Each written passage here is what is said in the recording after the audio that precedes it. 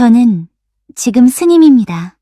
하지만 제가 어떻게 이 길을 걷게 되었는지 그 시작은 참 아이러니합니다. 안녕하세요. 저는 올해 40입니다. 지금 이 순간에도 목탁 소리가 들리는 이곳에서 저는 가끔 먼 과거를 떠올립니다. 제 인생에서 가장 평범하지 않았던 시작, 그리고 가장 평범한 사랑 이야기를요. 제 어린 시절은 남들과 조금 달랐어요. 초등학교 때부터 저는 절에 있는 학교를 다녔습니다. 그때는 몰랐어요. 그게 대안학교였다는 걸요. 그냥 아침마다 예불 소리에 눈을 뜨고 스님들께 절을 올리고 마당을 쓸고 그렇게 하루를 시작하는 게 당연한 줄만 알았죠. 일동, 합장, 매일 아침 법당에서 들리던 그 목소리가 아직도 생생합니다. 향냄새가 코끝을 스치고 나무바닥의 차가운 감촉이 무릎에 닿던 그 느낌. 저는 그게 싫지 않았어요. 오히려 좋았습니다. 세상이 고요해지는 그 순간들이요. 다른 아이들은 학교 끝나면 게임방 가고 PC방 가고 그랬다잖아요. 저는 그런 게 없었어요. 방과 후에는 스님들을 따라 텃밭을 가꾸고 경전을 필사하고 명상을 했습니다. 지금 생각하면 참 특별한 유년기였던 것 같아요. 정민아, 물 좀 떠다 주겠니? 큰 스님께서 부르시면 저는 우물가로 달려가곤 했어요. 두레박으로 물을 길어 올리는 그 무게감, 맑은 물이 햇빛에 반짝이던 모습. 그런 것들이 제게는 놀이였습니다. 친구들과는 산속을 뛰어다니며 놀았어요. 도룡뇽도 잡고 나무 위에 올라가기도 하고 계곡물에 발을 담그기도 하고요. 도시 아이들이 아파트 놀이터에서 놀 때 저는 자연이라는 거대한 놀이터에서 뛰놀았습니다. 그런데 그게 언제였을까요? 초등학교 5학년 때였던 것 같아요. 아버지께서 사업을 시작하셨어요. 건설업이었습니다. 처음에는 작은 일을 하시다가 점점 규모가 커지셨죠. 그러다 보니 도시로 나가야 했어요. 서울로요. 정민아, 우리 이제 서울 가서 살게 될 것 같다. 아버지의 그 말을 듣던 날을 기억합니다. 저는 뭐라 대답해야 할지 몰랐어요. 서울이라는 곳이 어떤 곳인지도 잘 몰랐고 그냥 여기를 떠난다는 게 실감이 나지 않았습니다. 큰 스님께 인사를 드리러 갔을 때 스님께서 제 머리를 쓰다듬으시며 말씀하셨어요. 세상에 나가도 마음만은 항상 고요히 하거라. 네가 배운 것들을 잊지 말고. 네, 스님. 저는 그렇게 대답했지만 그때는 그 말씀의 의미를 정확히 이해하지 못했습니다. 지금은 너무나 잘 알죠. 서울에 도착했을 때의 그 충격이란 차가 너무 많았어요. 사람도 너무 많았고요. 건물들은 하늘을 찌를 듯 높았고 소음은 끊임없었습니다. 밤에도 환했어요. 별이 보이지 않았습니다. 정민아, 여기가 우리 새 집이야. 아파트였어요. 15층. 저는 엘리베이터를 타고 올라가면서 귀가 먹먹해지는 걸 느꼈습니다. 창문을 열어도 산냄새가 나지 않았어요. 매연 냄새와 음식 냄새가 뒤섞여 있었죠. 중학교에 입학했습니다. 일반 중학교였어요. 남자 중학교. 처음 교복을 입던 날 거울을 보면서 참 낯설다고 느꼈어요. 절에서는 편한 옷을 입었거든요. 이렇게 딱딱한 옷이 불편했습니다. 야, 너 전학생이지? 이름이 뭐야? 정민이요. 말투 되게 특이하네. 어디서 왔어? 뭐라고 대답해야 할지 몰랐어요. 절에서 왔다고 말하면 놀림받을 것 같았거든요. 그래서 그냥 애매하게 시골에서 왔다고만 했습니다. 적응하기가 쉽지 않았어요. 아이들은 욕을 했고 싸움도 했고 선생님께 대들기도 했어요. 저는 그런 모습들이 낯설었습니다. 절에서는 상상도 할 수 없는 일들이었거든요. 점심시간에 다들 게임 얘기를 했어요. 저는 게임을 해본 적이 없었습니다. 만화 얘기도 했는데 저는 만화도 본 적이 없었죠. 그냥 끼지 못하고 혼자 밥을 먹었어요. 야, 정민이 너 완전 찐따네. 누군가 그렇게 말했던 기억이 납니다. 찐따가 뭔지도 몰랐어요. 나중에 알았죠. 친구가 없는 애를 그렇게 부른다는 걸요. 그렇게 외로운 시간을 보내던 어느 날 형들을 만났습니다. 우연히 옥상에서요. 담배를 피우고 있던 고등학생 형들이었어요. 보통은 도망가야 하는 상황이었죠. 그런데 그 형들이 저를 불렀습니다. 야, 너 몇 학년이야? 1학년이요. 1학년이 옥상까지 올라와? 담배 피러 온 거야? 아니요. 그냥 조용한 곳을 찾아서요. 그 말에 형들이 웃었어요. 비웃는 게 아니라 그냥 재밌다는 듯이요. 조용한 곳? 여기가? 하하, 이 새끼 말투 되게 예의 바르네. 앉아봐. 우리랑 얘기 좀 하자. 저는 조심스럽게 앉았습니다. 형들은 담배 연기를 내뿜으며 이런저런 얘기를 했어요. 학교 얘기, 선생님 욕, 여자 얘기. 그러다 갑자기 한 형이 제게 물었습니다. 야, 너 여자친구 있어? 없어요. 만들 생각 없어? 중학생도 요즘 여친 있어야지. 저는 뭐라 대답해야 할지 몰랐어요. 여자친구라는 개념 자체가 낯설었거든요. 절에서는 남자애들만 있었고 그런 얘기를 들어본 적이 없었으니까요. 그때 옆에 있던 다른 형이 말했습니다. 야, 근데 여자 대하는 거 있잖아. 너무 잘해주면 안 돼. 네? 여자는 말이야. 돌 보듯이 해야 돼. 돌을 보듯이요. 저는 그 말을 듣고 고개를 끄덕였어요. 아, 아이를 돌보는 것처럼 소중히 대해야 한다는 뜻이구나. 그렇게 이해했습니다. 절에서 배운 자비로운 마음. 모든 생명을 소중히 여기는 마음으로 대하라는 거겠거니 생각했죠. 그렇구나. 소중하게 대해야 한다는 거죠. 그 말에 형들이 폭소를 터뜨렸어요. 뭐? 소중하게? 하하하. 야, 이 순진한 새끼야. 돌보듯이가 아니라 짱돌 보듯이 하라는 거야. 짱돌? 그러니까 말이야. 길바닥에 굴러다니는 돌멩이처럼 무심하게 여자라고 해서 더 잘해주지 말고 그냥 평범하게 대하라는 거지. 저는 그제야 이해했습니다. 아, 특별 대우를 하지 말라는 거구나. 여자라는 이유로 더 친절하게 대하거나 편의를 봐주거나 하지 말고 그냥 똑같이 대하라는 거구나. 조기 교육이 무서운 거야. 어릴 때부터 여자한테 잘해주는 버릇 들면 나중에 호구되기 딱 좋지. 다른 형이 덧붙였습니다. 맞아. 평등하게 대하는 거야. 남자든 여자든 똑같이. 저는 그 말이 맞다고 생각했어요. 절에서도 배웠잖아요. 모든 중생은 평등하다고요. 성별로 차별하는 것도 특별 대우를 하는 것도 옳지 않다고요. 알겠습니다, 형들. 오, 이 새끼 진짜 예의 바르네. 너 어디서 왔냐? 시골에서 왔어요. 그래서 그렇구나. 순수하네. 순수해. 그날 이후로 저는 형들을 자주 만났습니다. 점심시간이나 방과 후에 옥상에서요. 형들은 저를 귀여워해 주었어요. 말을 예의 바르게 한다고, 순진하다고요.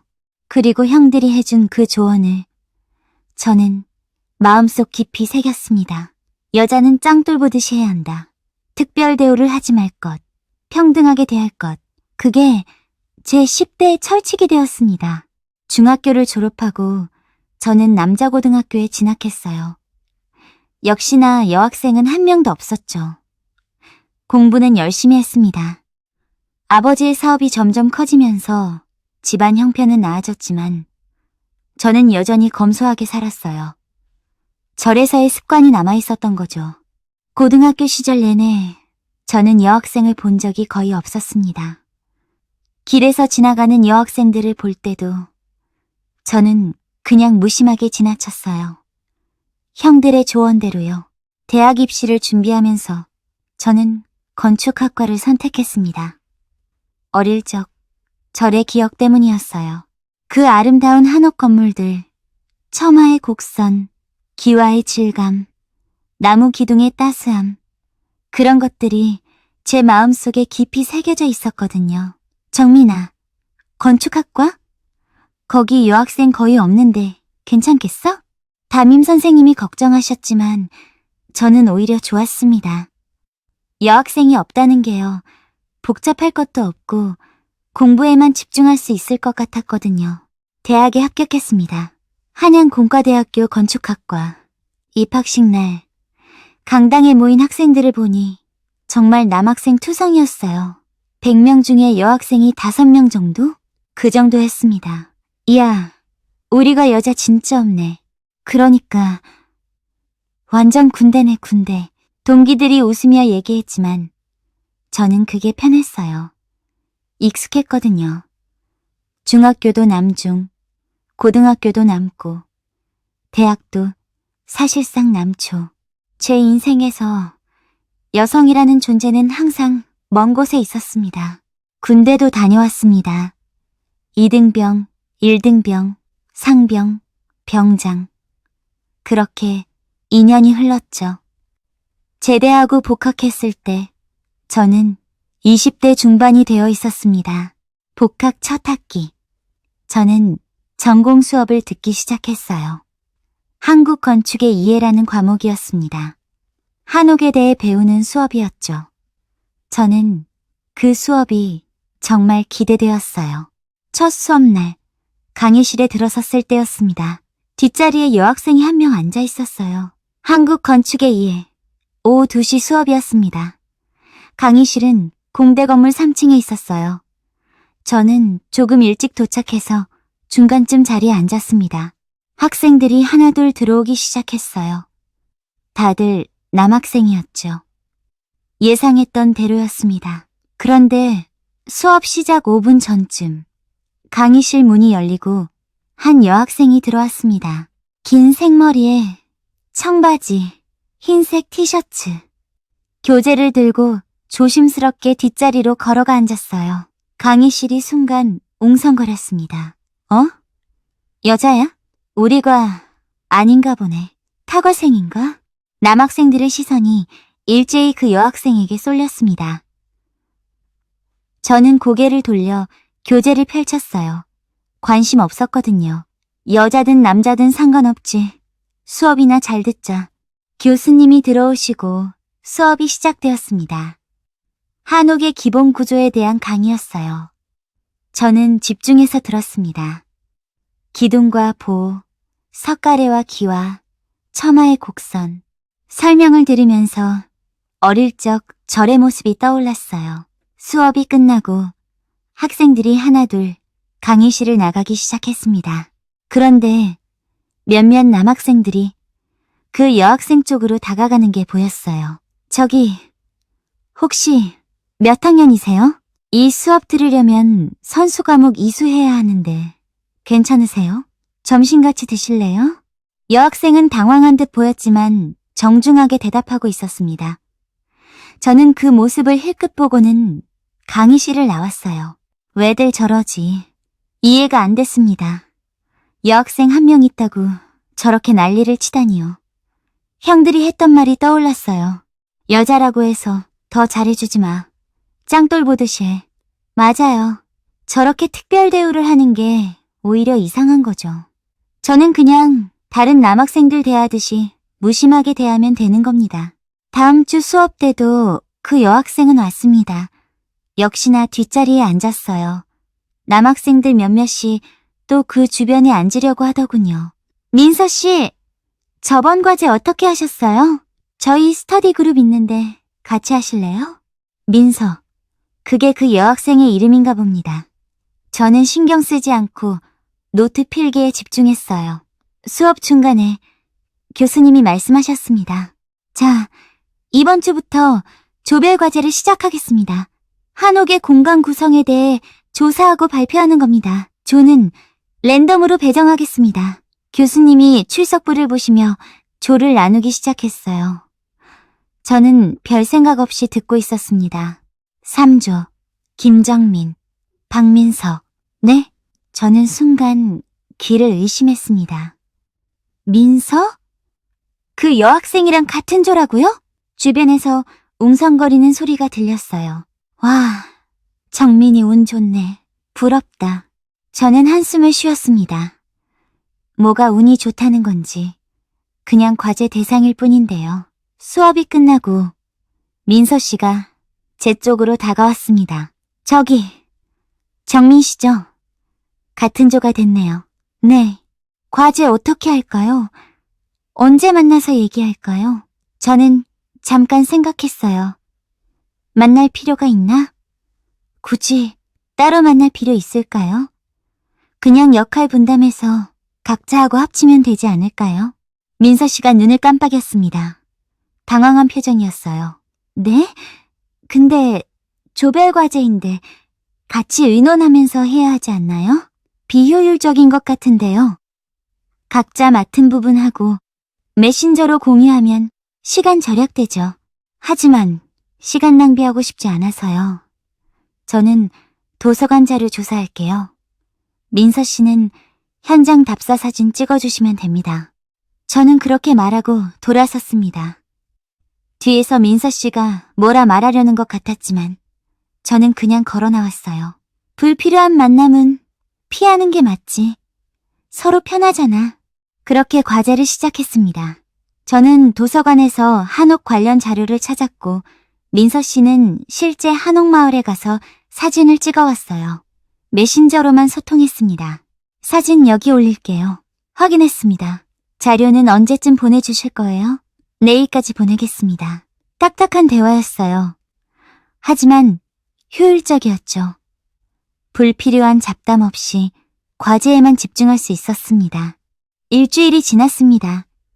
과제는 순조롭게 진행되고 있었어요. 그런데 수업 시간에 마주쳤을 때 민서 씨가 저를 쳐다보는 게 느껴졌습니다. 뭔가 불만이 있는 눈빛이었어요.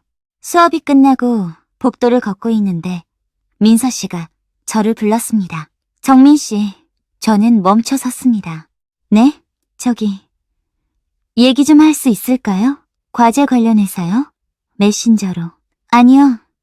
직접 얘기하고 싶어요. 저는 어쩔 수 없이 고개를 끄덕였습니다. 민서 씨는 한쪽 구석으로 저를 데려갔어요. 정민 씨, 혹시 제가 뭘 잘못했나요? 무슨 말씀이세요? 처음 만났을 때부터 계속 저를 피하시잖아요. 말도 안 걸고 눈도 안 마주치고. 저는 당황했습니다. 피한다고요? 저는 그냥 불필요한 접촉을 안 했을 뿐인데요. 피하는 게 아니라 굳이 친해질 필요가 없다고 생각해서요. 네? 과제 끝나면 또 볼 일도 없을 텐데 괜히 사적으로 친해지면 나중에 더 복잡해지잖아요. 민서 씨가 어이없다는 표정을 지었습니다. 그게 말이 돼요? 같은 조인데 의논도 안 하고 얼굴도 안 보고 과제를 하겠다고요? 효율적이잖아요. 시간 낭비 안 하고. 시간 낭비요?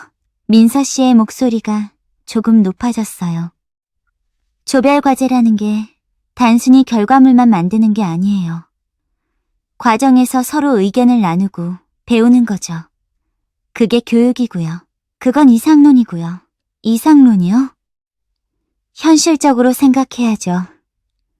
각자 맡은 부분하고 합치는 게 제일 효율적이에요. 민서 씨가 한숨을 쉬었습니다. 정민 씨, 혹시 저랑 같은 조가 된 게 싫으신 거예요? 그런 건 아닙니다. 그럼 뭐예요? 왜 이렇게 차갑게 대하는 거예요? 저는 잠깐 망설였습니다. 솔직하게 말해야 할까요? 저는 원래 모든 사람한테 이래요. 남자든 여자든 상관없이요. 거짓말. 네? 거짓말이에요. 다른 남학생들한테는 그렇게 안 하시더라고요. 제가 봤어요. 민서 씨가 저를 똑바로 쳐다봤습니다. 교수님한테 질문할 때, 동기들이랑 얘기할 때 정민 씨 웃으시던데요. 근데 저한테는 한 번도 웃은 적이 없어요. 저는 할 말이 없었습니다. 사실이었거든요. 정민 씨가 저를 싫어하는 건지 아니면 여자가 싫은 건지 모르겠지만 여자가 싫은 게 아니에요. 제가 말을 끊었습니다. 그냥 특별 대우를 안 하는 거예요. 특별 대우요? 네. 다른 남학생들 보세요. 민서 씨한테 얼마나 잘해주려고 하는지.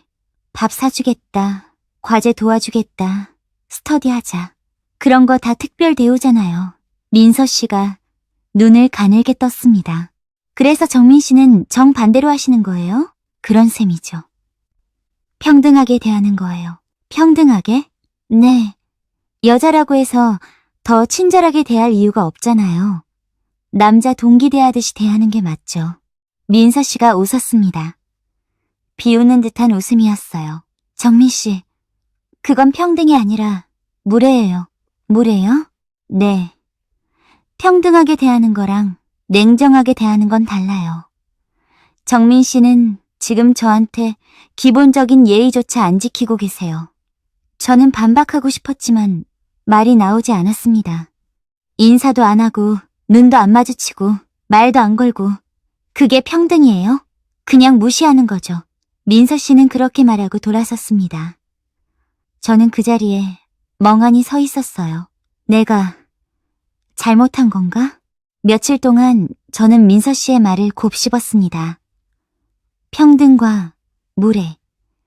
그 차이가 뭘까요? 형들이 말했던 짱돌 보듯이 하라는 게 혹시 제가 잘못 이해한 걸까요? 아니야. 형들 말이 맞아. 여자라고 해서 특별 대우를 하면 안 돼. 그건 오히려 차별이잖아. 하지만 민서 씨 말도 맞는 것 같았어요. 기본적인 예의는 지켜야 하는 거잖아요. 다음 수업 시간, 저는 일부러 조금 일찍 갔습니다. 민서 씨가 들어올 때를 기다렸어요. 민서 씨가 강의실에 들어왔을 때 저는 고개를 들어 눈을 마주쳤습니다. 그리고 작게 고개를 숙여 인사했어요. 민서 씨가 눈을 동그랗게 떴습니다. 놀란 표정이었죠. 그리고 조금 머뭇거리다가 인사를 받아주었습니다. 수업이 끝나고 저는 민서 씨에게 다가갔습니다. 저기, 민서 씨. 네? 네? 지난번에 제가 무례하게 굴었던 것 같아요. 죄송합니다. 민서 씨가 저를 빤히 쳐다봤어요. 과제. 한번 만나서 의논해도 될까요? 시간 괜찮으시면요. 민서 씨가 천천히 고개를 끄덕였습니다. 네, 좋아요. 우리는 학교 앞 카페에서 만났습니다. 각자 노트북을 펼쳐놓고 지금까지 한 작업을 공유했어요. 제가 조사한 자료는 이거고요. 저는 이런 사진들을 찍어왔어요. 생각보다 대화가 잘 됐습니다. 민서 씨는 한옥의 미적인 부분에 관심이 많았고 저는 구조적인 부분에 집중하고 있었어요. 서로 다른 관점이 합쳐지니까 과제가 더 풍성해졌습니다. 이 처마곡선 보세요. 정말 아름답죠? 네. 구조적으로도 합리적이에요. 빗물이 자연스럽게 흘러내리게 되어 있거든요. 와, 그렇구나. 몰랐어요. 민서 씨가 눈을 반짝이며 말했습니다. 저는 그때 처음으로 민서 씨가 웃는 모습을 제대로 봤어요. 아, 이렇게 웃는구나. 우리는 2시간 정도 과제에 대해 얘기했습니다. 그리고 자연스럽게 다른 얘기도 나눴어요. 정민 씨는 왜 건축학과 선택하셨어요? 어릴 때 한옥을 많이 봐서요. 어디서요? 저는 잠깐 망설였습니다. 절 얘기를 해야 하나? 시골에서 자랐는데 주변에 한옥이 많았어요. 그래서 건축에 관심을 갖게 되신 거네요. 멋있다. 민서 씨가 미소 지었습니다. 민서 씨는요? 저는 인테리어에 관심이 많았어요. 공간을 예쁘게 꾸미는 거요. 그러다 보니 건축까지 배우고 싶어서 이 과에 왔어요. 타과인 줄 알았어요. 많이들 그렇게 생각하시더라고요. 여자가 건축과에 있으니까 신기한가 봐요. 민서 씨가 씁쓸하게 웃었습니다. 힘들지 않으세요? 남학생이 대부분인데 처음에는 적응하기 힘들었죠. 근데 이제는 괜찮아요. 가끔 정민 씨 같은 분도 계시지만 민서 씨가 장난스럽게 말했습니다. 저는 민망해서 고개를 숙였어요. 죄송해요. 진짜로. 괜찮아요. 이제 이렇게 얘기하잖아요. 그렇게 우리는 자연스럽게 가까워졌습니다. 산막, 마음의 출가. 영자. 학기가 지나가고 저와 민서 씨는 또 같은 조가 되었습니다. 이번에는 전통 건축물 답사 프로젝트였어요. 또 같은 조네요. 민서 씨가 웃으며 말했습니다. 저도 모르게 입가에 미소가 번졌어요.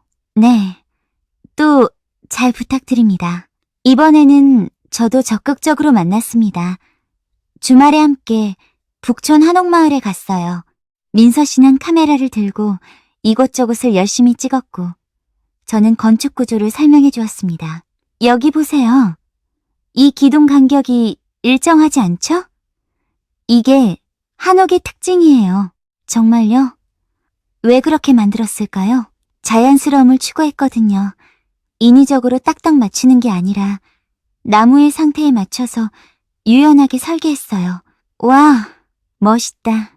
민서 씨가 감탄하며 사진을 찍었습니다. 점심은 인사동에서 먹었어요. 전통 찻집에 앉아서 떡과 차를 마셨습니다. 정민 씨는 정말 한옥을 좋아하시는 것 같아요. 네, 저한테는 특별한 의미가 있어서요. 특별한 의미요? 저는 잠깐 망설였습니다. 그리고 조심스럽게 입을 열었어요. 사실은 어릴 때 절에서 자랐어요. 절이요? 진짜요? 민서 씨가 놀란 표정으로 물었습니다. 네, 초등학교를 절에 있는 학교에서 다녔어요. 그래서 한옥이, 절이 그런 게 익숙하고 편안해요. 그래서 그렇게 예의가 바르셨구나. 민서 씨가 고개를 끄덕였습니다. 그런데 왜 나중에 일반 학교로 갔어요? 아버지 사업 때문에 서울로 오게 됐어요. 그때부터는 평범하게 살았죠. 평범하게라. 민서 씨가 저를 물끄러미 쳐다봤습니다. 정민 씨, 전혀 평범하지 않아요. 네? 처음 만났을 때부터 느꼈어요. 다른 남학생들이랑 뭔가 달라요. 말투도 그렇고 행동도 그렇고 저는 뭐라 대답해야 할지 몰랐습니다. 그게 좋아요. 민서 씨가 작게 웃으며 말했습니다. 그날 이후로 우리는 자주 만났어요. 과제가 끝나고도 그냥 만나서 밥을 먹거나 영화를 보거나 했습니다. 친구들이 물었습니다.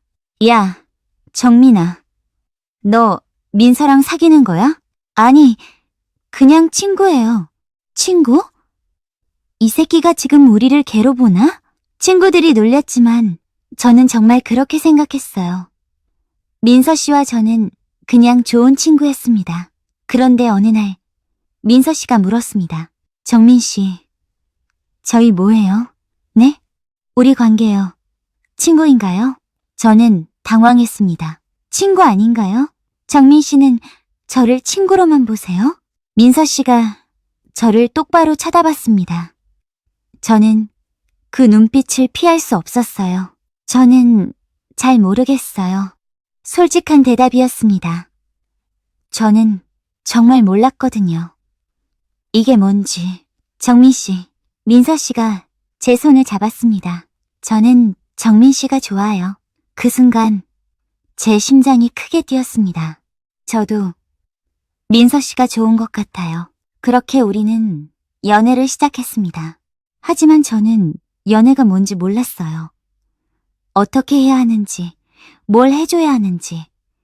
절에서 자란 아이가 남중남고 공대를 나온 남자가 연애를 할 줄 알 리가 없었죠. 정민아, 너 진짜 연애 처음이구나. 민서 씨가 웃으며 말했습니다. 네, 죄송해요. 왜 죄송해요? 귀여운데. 민서 씨는 제 서툰 모습을 다 받아주었습니다. 손잡는 것도 데이트하는 것도 다 가르쳐 주었어요. 하지만 문제가 있었습니다. 저는 여전히 여자는 짱돌 보듯이 해야 한다는 말을 마음속에 담고 있었거든요. 정민아, 가방 좀 들어줄래? 왜요? 스스로 들 수 있잖아요. 그래도 남자친구가 들어주면 좋잖아. 평등하게 각자 들어야죠. 민서 씨가 삐진 표정을 지었습니다. 정민아, 너는 고자야? 네? 말귀를 이렇게 못 알아들어. 민서 씨가 한숨을 쉬었어요. 저는 혼란스러웠습니다. 평등하게 대하는 게 맞는 거 아닌가요? 왜 민서 씨는 특별 대우를 원하는 걸까요? 어느 날 민서 씨가 화를 냈습니다. 김정민, 너 진짜 답답해. 무슨 일이에요? 내가 힘들다고 했잖아. 그런데 왜 그냥 힘내만 말해? 그게 힘내라는 게 응원 아닌가요? 응원이 아니라 위로를 해줘야지. 안아주거나 괜찮냐고 물어보거나 그건 과잉 친절 아닌가요? 민서 씨가 눈물을 글썽였습니다. 김정민, 너 나 사랑하는 거 맞아? 네. 그럼 왜 그렇게 못해? 왜 그렇게 냉정해? 저는 대답할 수 없었습니다. 그날 밤 저는 잠을 이루지 못했어요. 침대에 누워서 천장을 바라봤습니다. 나는 뭘 잘못한 걸까? 형들이 했던 말이 떠올랐어요. 여자는 짱돌 보듯이 해야 돼. 하지만 민서 씨는 그걸 원하지 않았습니다. 민서 씨는 특별한 대우를, 따뜻한 말을, 다정한 행동을 원했어요. 내가 잘못 이해한 걸까? 아니면 형들이 잘못 가르쳐준 걸까? 저는 고민 끝에 형들을 찾아갔습니다. 고등학교 때 만났던 그 형들이요. 이제는 다들 사회인이 되어 있었지만 가끔 연락하며 지내고 있었거든요. 형, 저 연애하고 있어요. 오, 진짜? 축하한다. 근데 잘 모르겠어요. 어떻게 해야 하는지. 저는 형들에게 상황을 설명했습니다. 민서 씨가 원하는 것들, 그리고 제가 하지 못하는 것들을요. 형들이 웃었습니다. 야, 김정민, 너 아직도 그 말 지키고 있었어? 네? 무슨 말씀이세요? 짱돌 보듯이 하라고 했던 거. 그거 연애할 때 얘기가 아니야. 저는 멍해졌습니다. 네? 그건 말이야. 처음 만날 때, 작업 걸 때 얘기지. 너무 쫓아다니지 말고 적당히 밀당하라는 거였어. 근데 연애하면 달라지는 거야. 달라진다고요? 당연하지. 여자친구한테는 잘해줘야지. 챙겨주고 다정하게 대하고 그게 남자친구의 역할이야. 저는 충격을 받았습니다. 그럼 제가 지금까지 잘못한 거예요? 잘못했다기보다는 상황을 잘못 이해한 거지. 형들이 제 어깨를 두드렸습니다. 정민아, 연애는 평등도 중요하지만 배려도 중요해. 여자친구가 원하는 걸 해주는 게 특별 대우가 아니라 사랑이야. 그날 저는 많은 것을 깨달았습니다. 제가 10년 넘게 지켜온 철칙이 사실은 잘못 이해한 것이었다는 걸요. 저는 민서 씨를 찾아갔습니다. 민서야. 뭐? 민서 씨가 토라진 목소리로 대답했어요.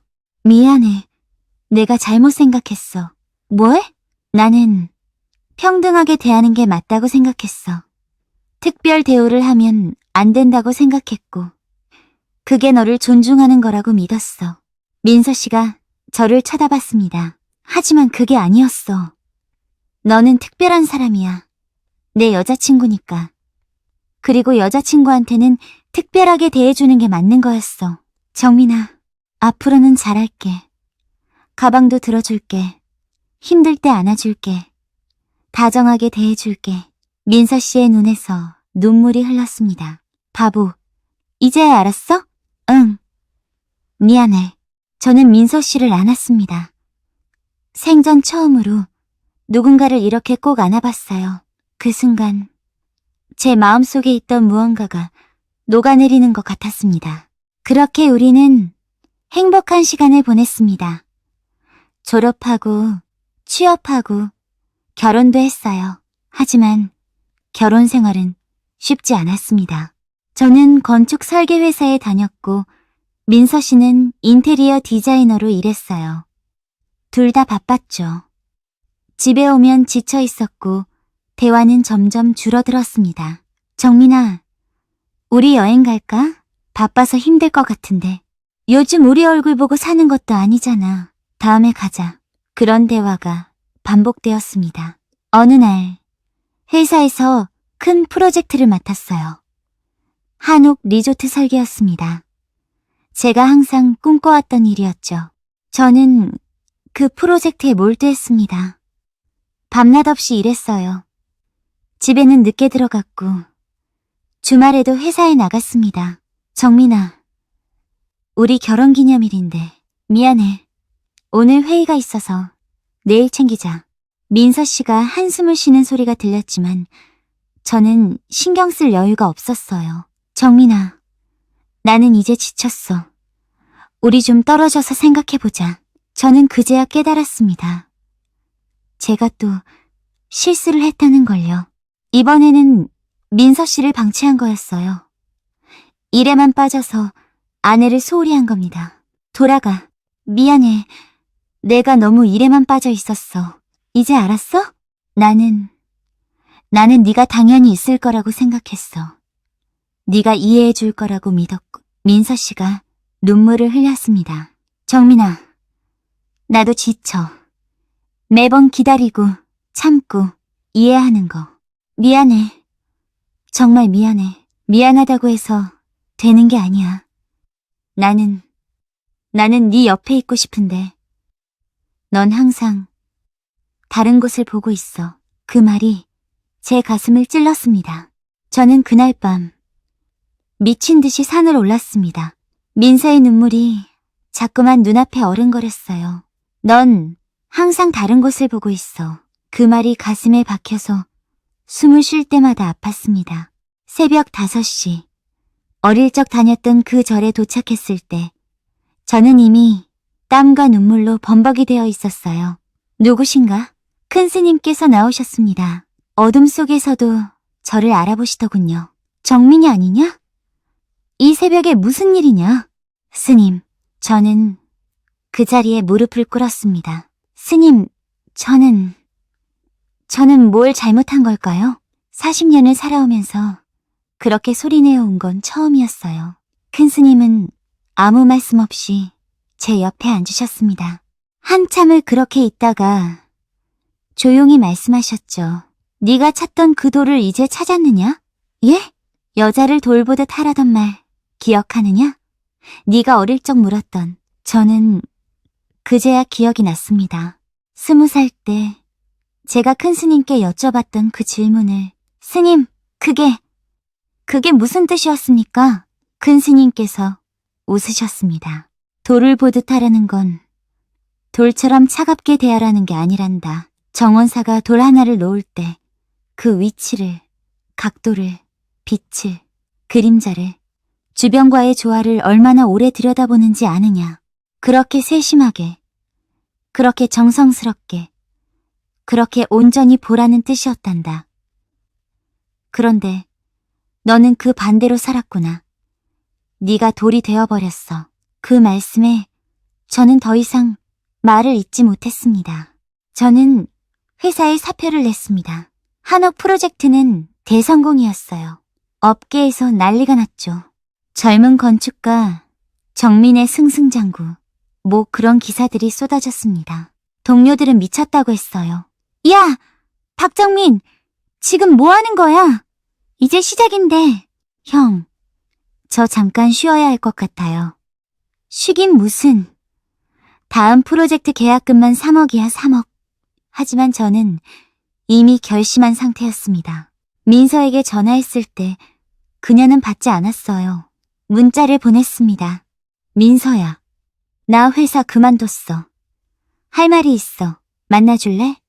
1시간 뒤 답장이 왔습니다. 미쳤어? 아니, 정신 차렸어. 잠깐만 시간을 줘. 나 정리 좀 하고 올게. 어디 가는데? 산에. 1달만 기다려줘. 아니, 6달.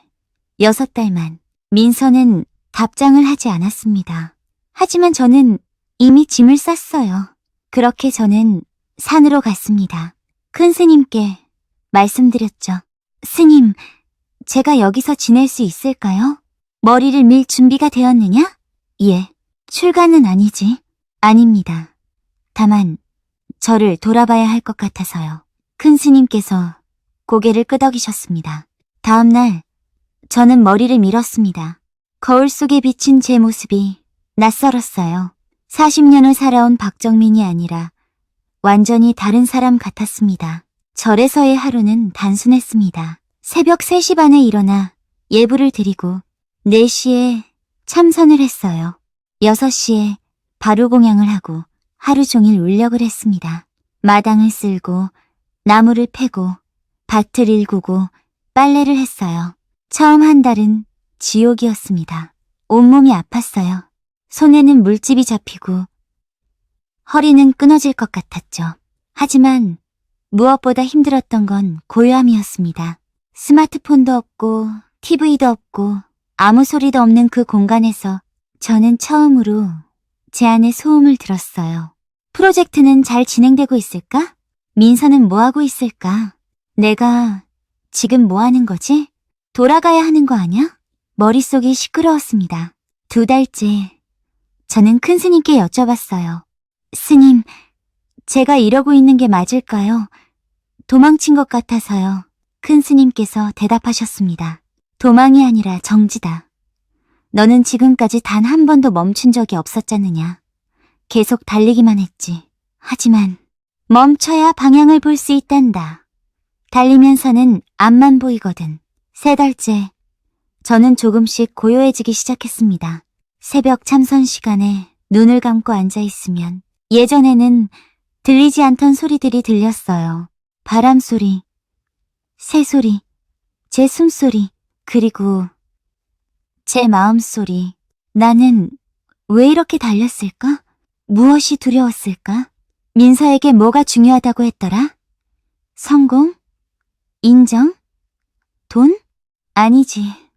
민서는 그냥 내가 옆에 있어주길 원했을 뿐이야. 4달째 큰 스님께서 물으셨습니다. 정민아, 너에게 가장 소중한 게 뭐냐? 저는 망설임 없이 대답했어요. 가족입니다. 그럼 왜 그걸 제일 나중에 두었느냐? 잘못 생각했습니다. 제가 성공하면 가족이 행복할 거라고 착각했어요. 성공이 뭐냐? 저는 한참을 생각했습니다. 모르겠습니다, 스님. 모른다는 걸 아는 게 시작이란다. 5달째 저는 편지를 썼습니다. 민서에게, 아버지께, 어머니께, 그리고 저 자신에게 편지를 쓰면서 많이 울었어요. 그동안 제가 얼마나 교만했는지, 얼마나 독선적이었는지, 얼마나 외로웠는지 깨달았습니다. 6달째 큰 스님께서 말씀하셨어요. 이제 내려가거라. 스님, 네가 찾은 건 여기 있는 게 아니란다. 네가 찾은 건 네 안에 있었고 이제 그걸 알았으니 내려가서 살아야지. 감사합니다, 스님. 아미타불 관세음보살. 정민아, 여자를 돌보듯 하거라. 잊지 말고. 예, 스님. 이번에는 제대로 하겠습니다. 하산하던 날, 저는 거울을 봤습니다. 6달 전에 제가 아니었어요. 머리는 짧게 자라 있었고, 피부는 그을렸고, 눈빛은 달라져 있었습니다. 무엇보다 제 안이 텅 비어 있었어요. 아니, 비었다기보다는 정리된 느낌? 불필요한 게 다 빠지고 정말 중요한 것만 남은 것 같았습니다. 민서에게 전화했습니다. 여보세요. 민서의 목소리가 떨렸어요. 정민아? 응, 나야. 내려왔어. 어디야? 지금 버스터미널. 너 시간 돼? 응, 1시간 뒤 카페에서 민서를 만났습니다. 민서는 저를 보자마자 울었어요. 너 왜 이렇게 말랐어? 밥은 잘 먹었어. 근데 노동을 많이 해서. 미쳤어! 정말. 저는 민서 앞에 앉았습니다. 그리고 그녀의 손을 잡았어요. 민서야. 응, 정말 미안해. 너무 늦게 깨달았어. 민서가 눈물을 닦았습니다. 뭘 깨달았는데 내가 뭐가 중요한지 몰랐어. 아니, 알면서도 외면했어. 성공하면 인정받으면 돈 벌면 그럼 모든 게 해결될 줄 알았어. 근데 아니더라. 산에서 6달 동안 생각해봤어. 내 인생에서 정말 중요한 게 뭔지. 그래서 너야. 우리 가족이야. 아버지, 어머니, 그리고 너. 민서가 또 울었습니다. 바보. 이제 알았어? 응. 늦었지? 엄청 늦었어. 그래도 기다려줘서 고마워. 민서가 제 손을 꽉 잡았어요. 앞으로 어떻게 할 건데? 저는 웃었습니다. 아버지 회사 들어갈까 해. 아버지 혼자 건설회사 하시는 거 알지? 이제 그분 도와드리려고. 정민아, 너 그 큰 프로젝트 다 포기하고? 응. 그게 내 길이 아니었어. 나는 가족이랑 같이 일하고 싶어. 크게 성공 안 해도 돼. 그냥 옆에 있고 싶어. 민서가 한참을 저를 바라봤습니다. 그리고 조용히 말했어요. 정민아, 나도 미안해. 내가 너무 이기적이었나 싶어서. 아니야, 네가 맞았어. 나 혼자 착각하고 살았던 거야. 이제 좀 쉬엄쉬엄 살자. 응? 그래. 우리는 한참을 손을 잡고 앉아 있었습니다. 지금 저는 아버지 회사에서 일하고 있어요. 큰 프로젝트는 아니지만 소소한 주택들을 짓습니다. 아버지와 함께 현장을 다니고 저녁에는 민서랑 밥을 먹어요. 가끔 주말에 산에 올라가서 큰 스님께 인사드립니다. 정민아, 요즘 어떠냐? 좋습니다, 스님. 돌보는 연습하고 있어요. 큰 스님께서 웃으십니다. 아미타불 관세음보살. 그래, 그렇게 살거라. 예전에 저라면 이런 삶이 답답했을 거예요. 성공도 아니고 화려하지도 않고 인정받지도 못하는 삶. 하지만 지금은 압니다. 진짜 중요한 건 크기가 아니라 깊이라는 걸. 화려함이 아니라 따뜻함이라는 걸. 인정이 아니라 사랑이라는 걸. 민서가 가끔 물어봐요. 후회 안 해? 그럼 저는 웃으며 대답합니다. 후회? 이제야 제대로 사는 것 같은데? 저는 이제 압니다. 여자를 돌보듯 하라는 말에 진짜 의미를. 그건 무관심이 아니라 세심함이었고 차갑게 대하는 게 아니라 온전히 바라보는 것이었습니다. 그리고 그건 비단 여자에게만 적용되는 게 아니라 제 인생의 모든 소중한 것들에 대한 태도였던 거죠. 저는 돌이 되는 대신 돌을 보는 법을 배웠습니다. 그리고 그게 제 인생에서 가장 잘한 선택이었어요. 아미타불 관세음보살. 지금 저는 행복합니다. 긴 이야기를 들어주셔서 감사합니다. 구독과 좋아요 한번 부탁드리겠습니다. 감사합니다.